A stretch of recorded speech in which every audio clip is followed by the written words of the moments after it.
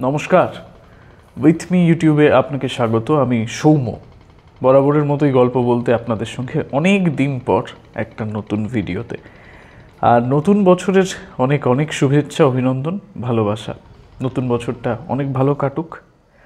শীতকাল এলেই বরাবর এই গ্রামগুলো বড় উজ্জ্বল হয়ে ওঠে, বড় সবুজ হয়ে ওঠে। আর সেই প্রকৃতির খোঁজেই, প্রকৃতির টানেই বারবার বেরিয়ে পড়া। আশা করছি আপনারা সবাই ভালো আছেন, সুস্থ আছেন, স্বাভাবিকভাবেই জীবনযাপন করছেন। আর সেই জীবন নিয়েই তো আমার কাজ।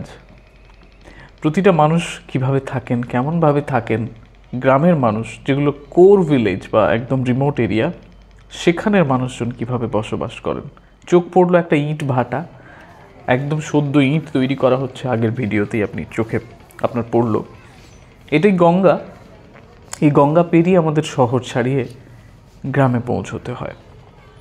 আর সাধারণত এই গ্রামগুলো শীতের সময় বেশ জুবুথুবু হয়ে যায়। প্রাকৃতিক আবহাওয়া অনেকটাই বদলে যায়, অনেকটা সুন্দরতা থাকে।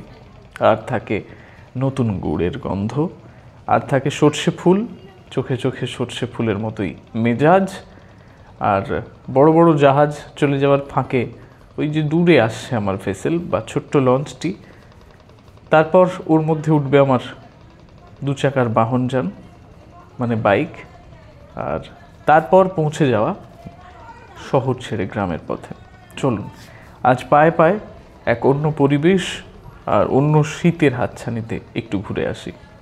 কারণ শহরে এই মুহূর্তে খুব একটা টেম্পারেচার নেই, মানে শীত অতটা অনুভব না করা যায় গেলেও গ্রামে কিন্তু ব্যাপকভাবে করা যায়। ওখানে মোটা লেপ, মোটা কম্বল না হলে খুব বাজে অবস্থা হবে। একদম স্বাভাবিক হবেই, মানে রাত বিরেতে আপনাকে উঠে কাঁপাকাঁপি অবস্থা হবে। তারপর লোকের গাছের কাঠপাতা ভেঙে নিয়ে এসে আগুন করে আপনাকে হাত সেঁকতে হবে। দূরে যে লঞ্চগুলো, এগুলো বাংলাদেশি ট্রলার বা লঞ্চ বলে, বা জাহাজ বলতে পারেন। এগুলো সাধারণত এই সিইএসসির কয়লা বা ঘেঁস এগুলোকে নিয়ে যায়। দেখতে থাকুন।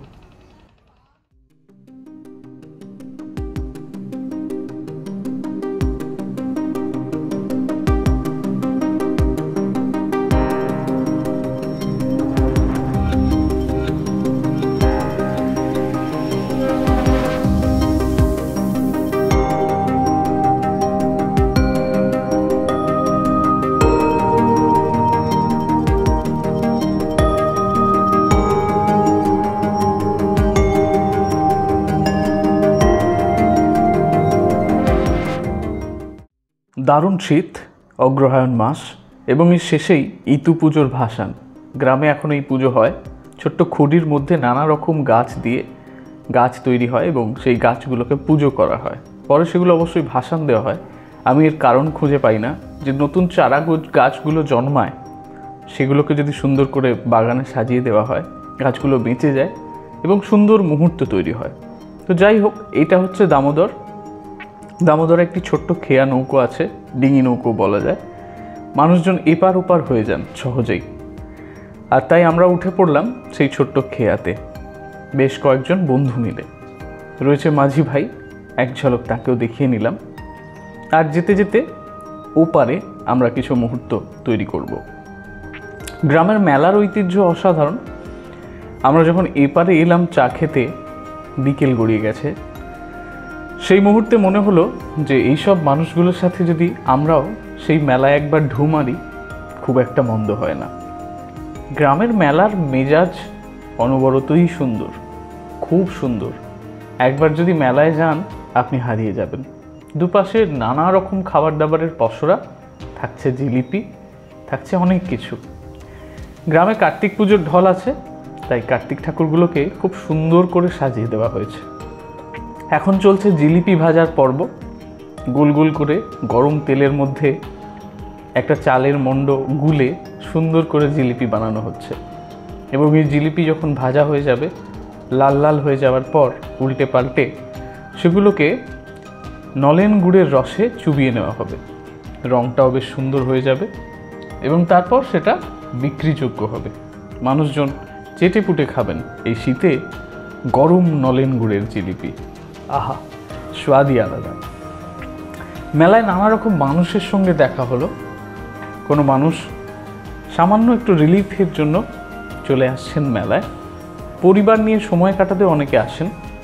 এই মেলার আয়োজন যারা করেন সেই মানুষগুলোকে অনেক অনেক ধন্যবাদ, কারণ তারা না থাকলে এই সুন্দর মুহূর্ত আমরা দেখতে পেতাম না।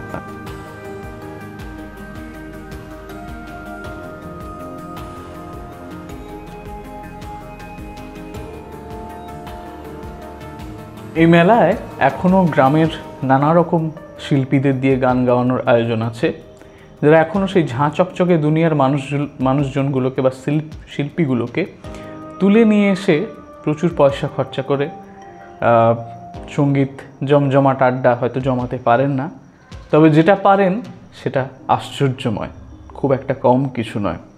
গ্রামের মানুষগুলোকে, গ্রামের শিল্পীগুলোকে মঞ্চ ভাগ করে দেওয়ার ক্ষমতা এই কমিটিগুলোর আছে, এবং এরা আছেন বলে আজও জমজমাট হয়ে যায় বাংলার বৈচিত্র্যময় মেলা। এই মেলা রবীন্দ্র মেলা এবছর প্রথম হচ্ছে এখানে। গ্রামটি অসাধারণ সুন্দর, চারিদিকে সবুজ গাছপালা।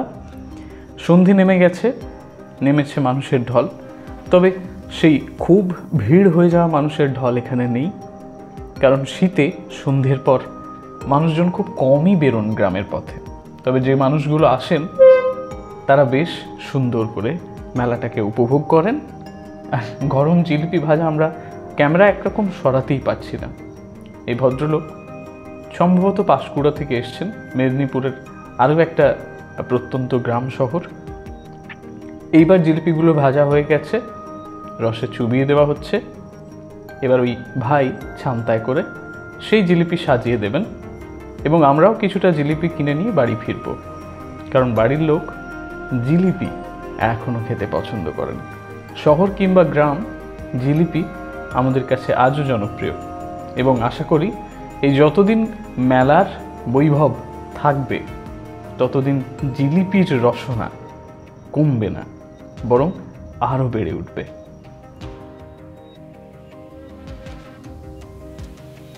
জীবনের বৈচিত্র্য তো এই মেলাই। বহু সিনেমায় বহু কালজয়ী জীবনযাপন এবং চিত্রে ভাস্কর্যে মেলার জীবনযাপন অনেক উঠেছে।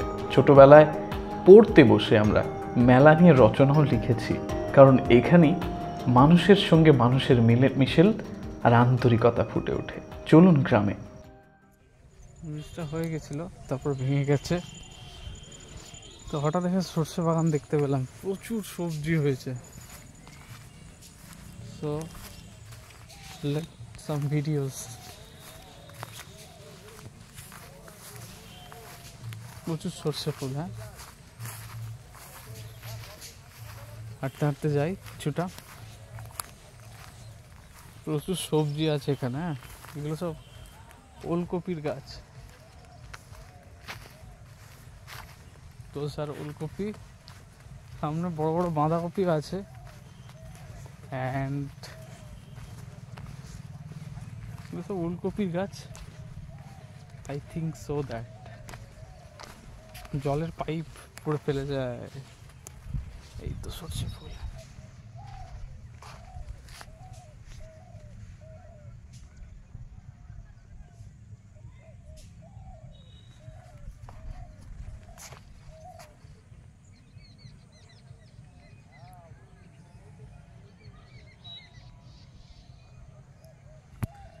বাগান জোড়া সর্ষে গাছ। নীল দিগন্তে ওই ফুলের আগুন লাগলো, বসন্তে সৌরভের শিখার জাগলো। সর্ষে ক্ষেতের ফুল হয়ে তাই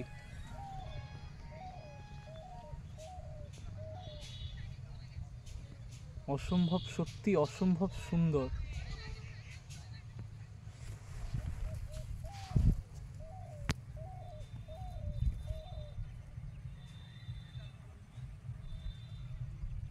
থেকে বোধহয় সুন্দরতা আর কিছু নেই। যত দেখছি খালি হলুদ। দেখুন,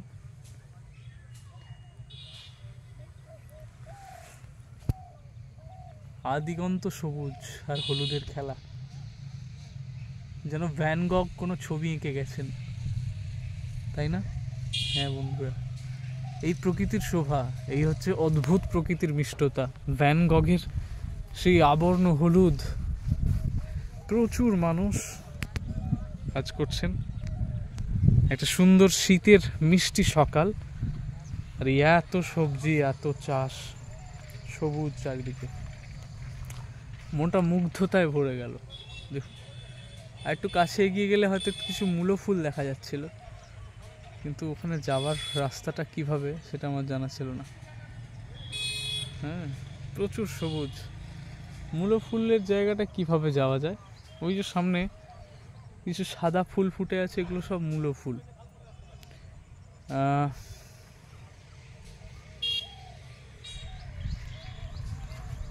থাক, আপাতত ফিরে যাওয়া যাক।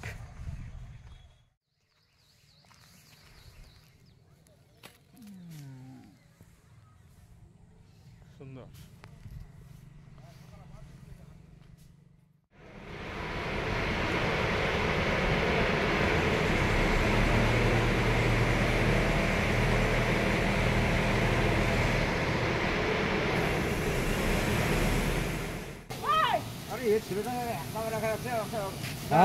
খড়ে জাল দাও, খড়ে জাল দাও, নাহলে গুড় গরম হবে কি করে? কাকা এবারে কটা গাছ ভাড়া পেয়েছো? 130। সব এখানে না ওই সেই ওই দিকে গোয়ালবেড়িয়ার দিকে ঘুড়ি উঠছে? ওই দেখতেই পাইনি তো ঘুড়ি। এই তো জাল দে, জাল দে দেখি। বাহ,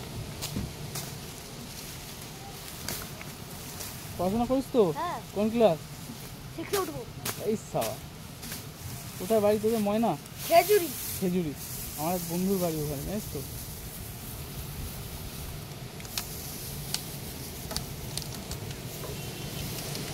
টাটকা গরম গুড়। হ্যাঁ,